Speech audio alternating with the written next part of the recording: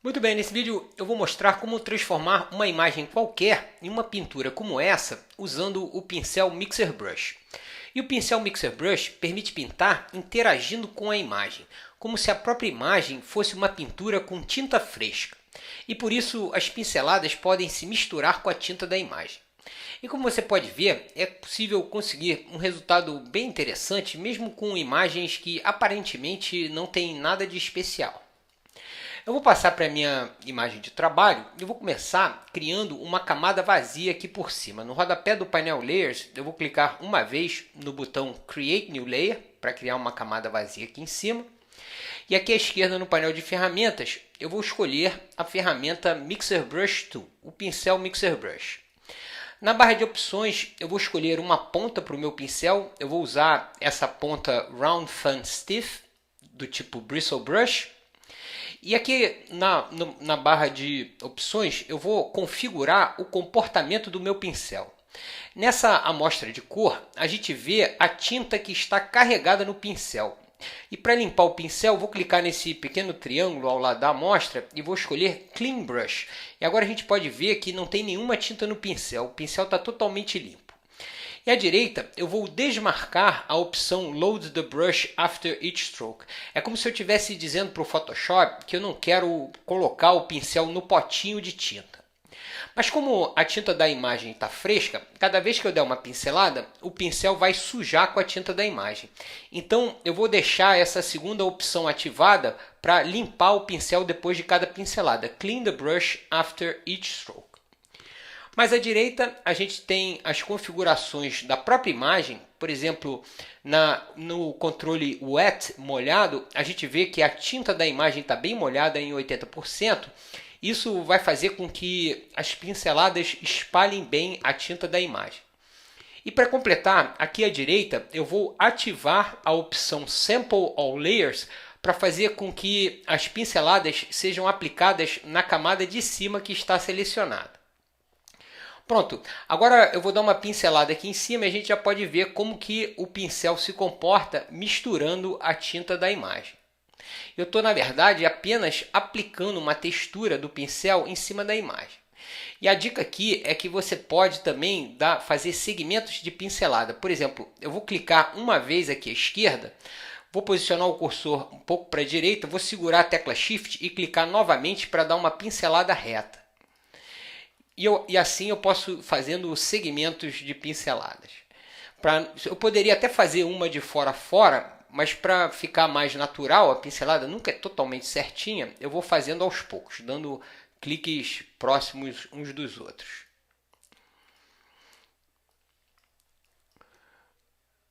Essa aqui eu vou fazer uma de fora a fora. E agora eu vou posicionar o cursor mais ou menos aqui em cima dessa coluna. Eu vou clicar uma vez, vou posicionar o cursor aqui embaixo, vou clicar uma vez para fazer uma pincelada de cima a baixo. Se for demais, comando Ctrl Z para desfazer. Cuidado para também não sujar demais, não puxar muito a tinta escura para dentro da pincelada. Quero puxar só um pouquinho para dar textura.